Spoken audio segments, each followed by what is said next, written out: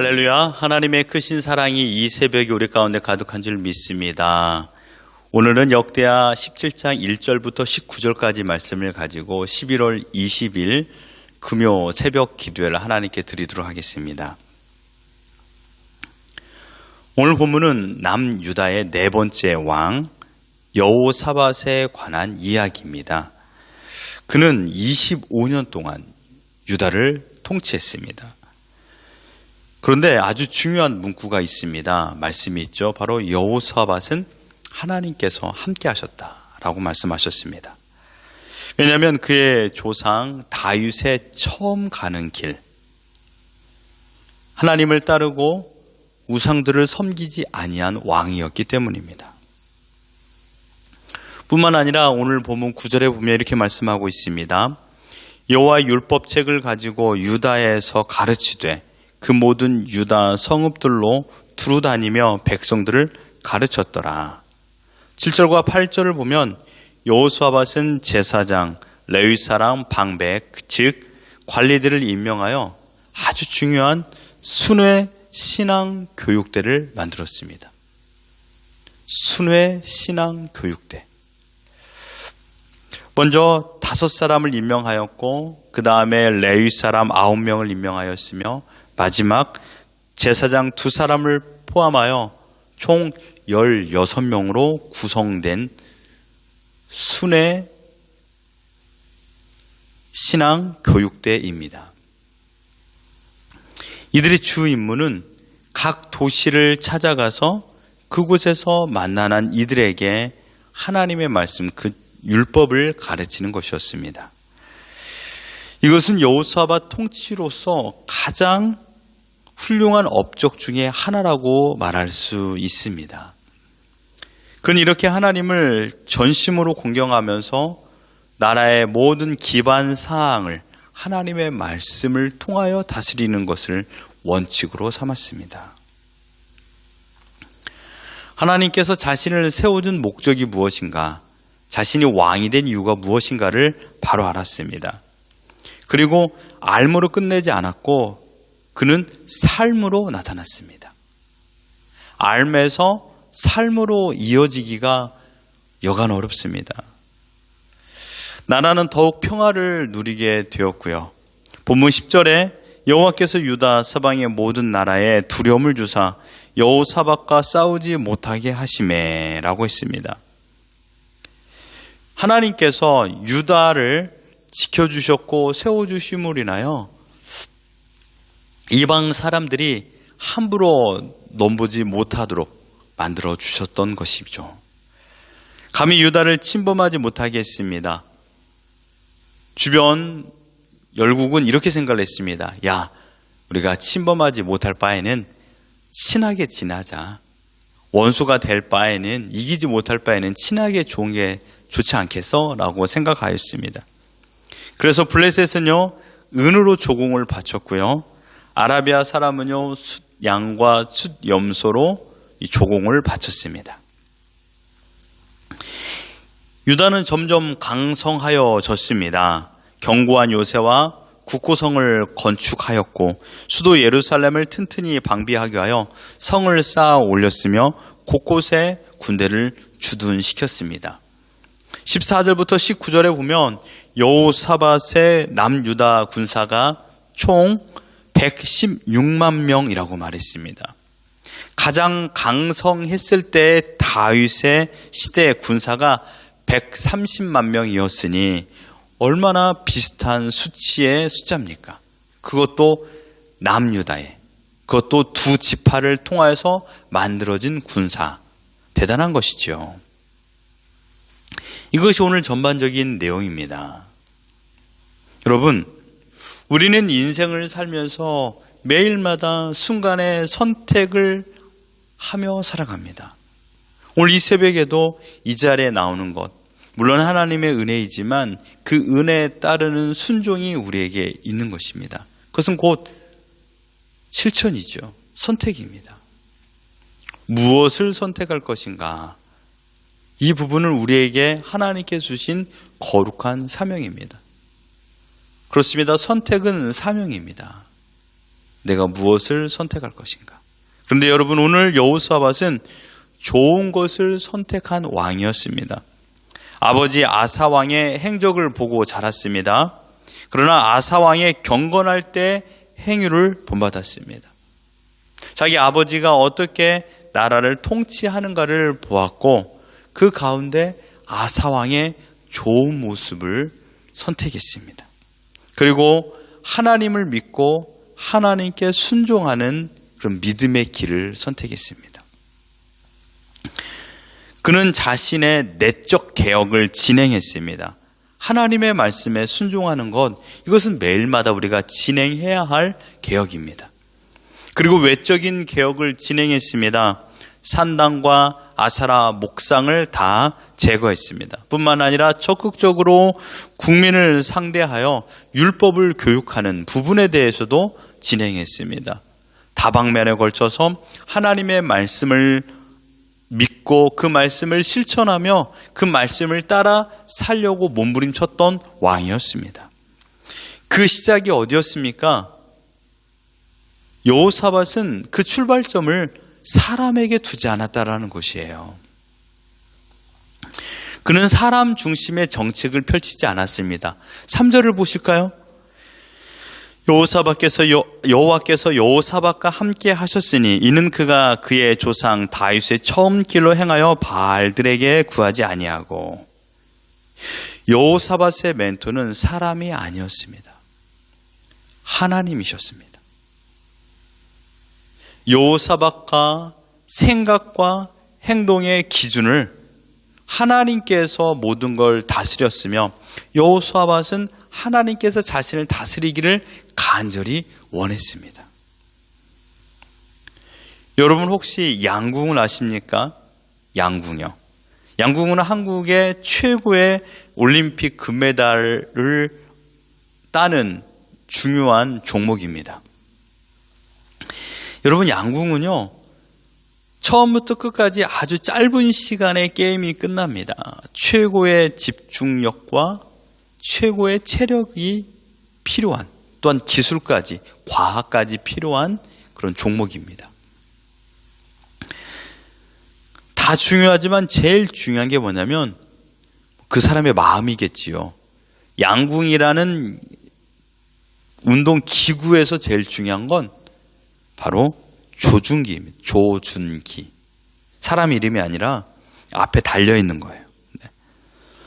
50m에서 슈팅을 할 때 이 조준기가 0.1mm만 잘못 조준이 되면요, 관역에서 10점 포인트에서 5cm가 틀려진다고 합니다.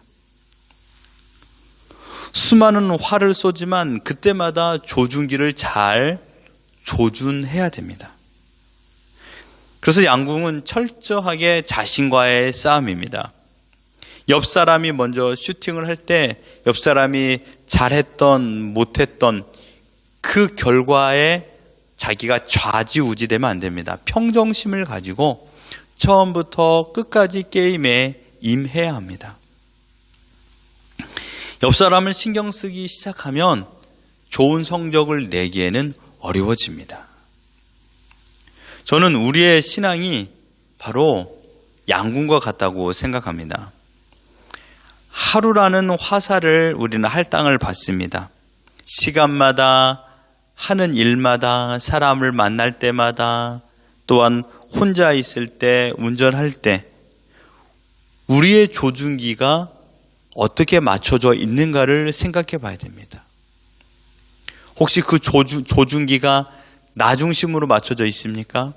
아니면 나보다 먼저 살았던 선배, 특별히 성공한 사람들에게 맞춰져 있나요?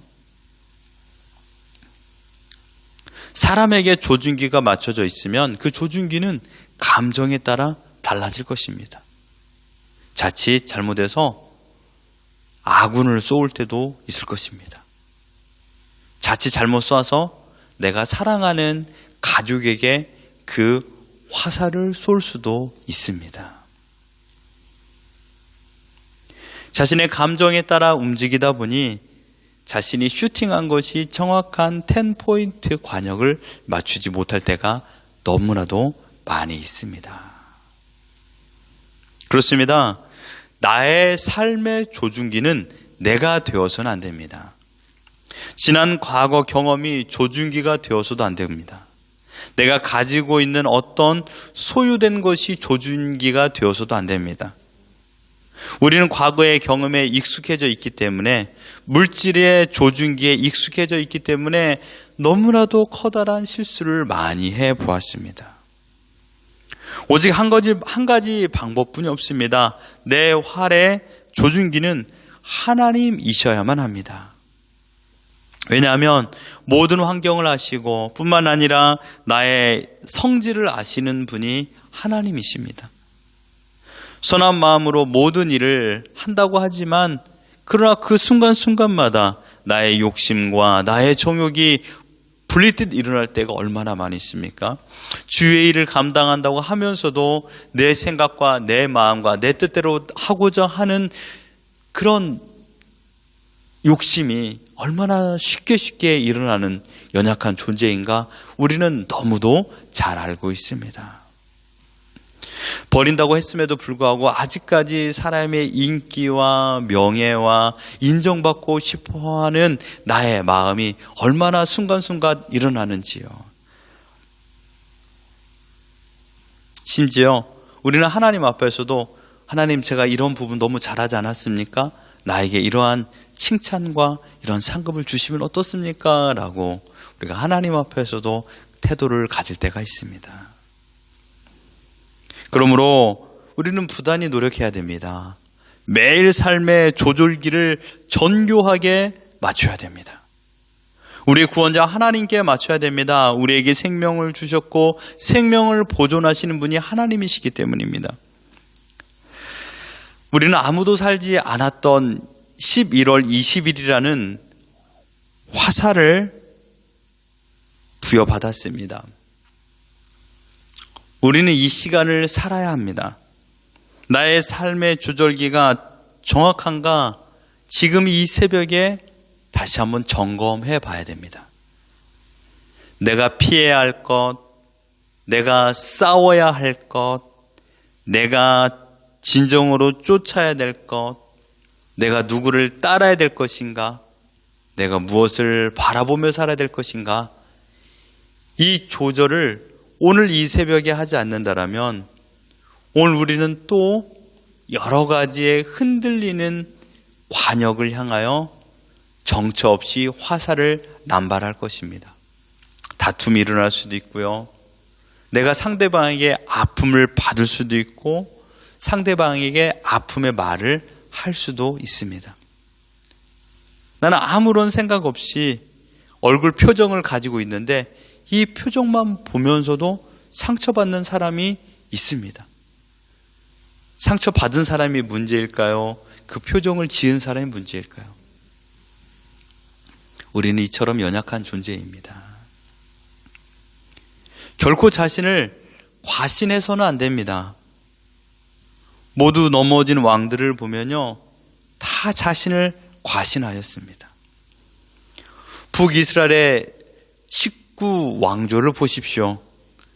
그들의 조절기는 모두 자신이었습니다. 그 누구도 선량한 왕이 한 사람도 없었습니다. 하나님을 향하여 초점을 맞추어 회개하고 하나님을 따르고 하나님께서 원하시는 그런 온전한 통치, 아니 통치보다 자기 자신이 매일마다 개혁하는 왕이 없었다라는 것입니다. 200년 동안 이스라엘의 10지파는 참으로 큰 괴로움과 불행 가운데 시간을 보냈습니다. 더 큰 행복을 찾아 많은 우상을 섬겼지만 그 우상들은 북이스라엘을 배신하였고 유린하였습니다. 그래서 그들이 쏘았던 화살은 모두 관역을 빗나갔습니다. 하나님께서는 천지를 모두 지으신 창조주 하나님이십니다. 만유의 주십니다. 만왕의 왕이십니다. 하나님께서 지금도 하나님의 펴신팔로 이 모든 땅을 다스리시고 주관하고 계십니다. 인간의 모든 회부를 아시는 분이십니다. 우리의 앉고 일어섬을 아시는 분이십니다. 우리의 생각을 아시는 분이십니다. 우리를 구원하실 수도 있고 우리를 버리실 수도 있는 분이시오. 우리에게 영원한 천국을 허락하신 분도 하나님이십니다. 이 사실을 안다라면 우리의 조절기를 과연 나로 맞출 수 있을까요? 하나님께서 내 백성이라고 지명한 신자의 눈은 오직 하나님께만 맞춰져 있어야만 합니다. 평안을 원하면서도 평안을 주관하시는 하나님을 따르지 않는다면 어떻게 평화를 내가 얻을 수 있겠습니까? 생명의 길을 만드시고 그 길을 걷게 하셨는데 그 길이 재미없다고 다른 길로 간다라면 그것은 NG, 노굿입니다. 여호수아밧은 놀라운 진리를 깨달은 왕이었습니다. 여러분, 이것은 복입니다. 깨달음이 곧 복입니다. 누가 복을 받은 사람입니까? 하나님께서 함께 하신 사람이 복을 받은 사람입니다. 이 놀라운 진리를 깨닫고 이 말씀대로 살았고 하나님께서는 그와 함께해 주심으로 말미암아 평안이 있는 것입니다. 그렇습니다. 복은 소유의 개념이 아닙니다. 내가 무엇을 가졌다고 복 받은 것이 아니에요. 복은 소속의 개념입니다. 내가 누구에게 소속되어 있는가? 내가 하나님께 속해 있다라면 그 사람은 복 받은 사람입니다. 어디에 속해 있는가? 여러분, 우리는 하나님께 속해 있는 자들입니다. We belong to God. 우리는 하나님의 소유된 백성입니다. 그래서 우리는 매일마다 하나님의 연출에 의하여서 삶을 진행해야 될 자들입니다.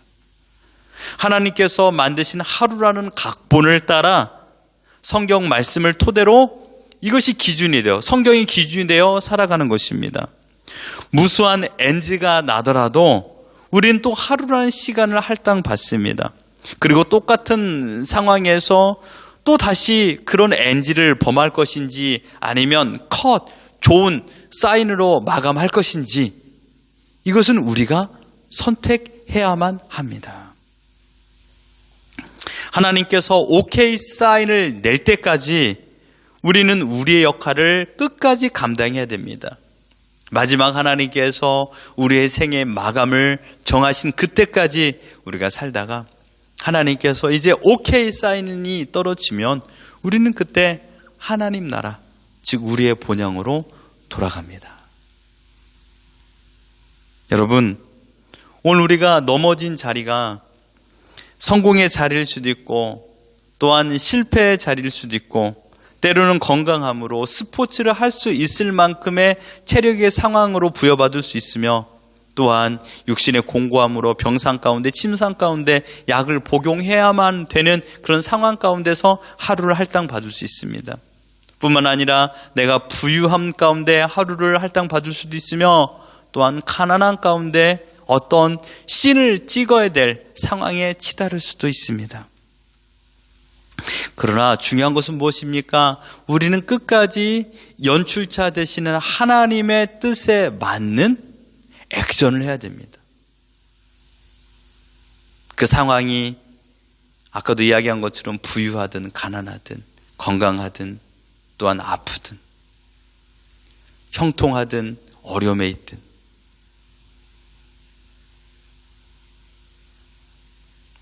사랑하는 성도 여러분, 무슨 일이 있어도 어떤 선택할 상황에 있을 때 하나님께서 원하시는 것이 무엇인가를 생각해 보십시오. 지금 나에게 하나님께서 원하시는 것이 무엇일까? 이것은 어떠한 신비주의를 말하는 게 아니에요. 내 마음속에서 하나님께서 원하시는 것이 무엇일까를 생각하는 거예요.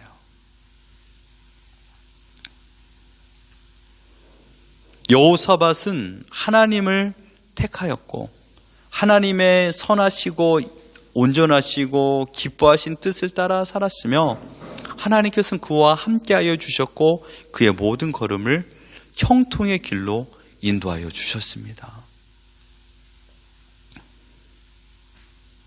때로는 현재 상황이 외롭다고 느껴질 수도 있습니다. 왜냐하면 인기 있는 곳에 안 가기 때문이에요. 사람들의 많은 웃음소리와 떠들썩한 자리에 안 가기 때문에 외로워질 수가 있죠. 여러분이 오늘 외롭지 않는 방법은 무엇인지 아세요? 사람 많은 데 가시면 돼요. 여러분들께서 전화하셔서 만나가지고 그들과 함께 식사를 하시면 돼요. 여러분들께서 밥을 사준다고 해보세요. 그러면요, 외로울 시간이 없습니다. 그런데요, 만나고 밥을 먹고 이야기를 한다 한들 그 안에서 얼만큼의 기쁨과 평안을 누리시겠습니까? 우리는 하나님과 함께 하기 위하여 시간을 따로 정하는 선택을 한 겁니다. 이것이 보기에는 외로움으로 느껴질 수가 있는 거예요. 그러나 분주함에 비어버린 신앙과 외로움에 채워진 신앙, 이 두 가지는요, 끝이 달라요.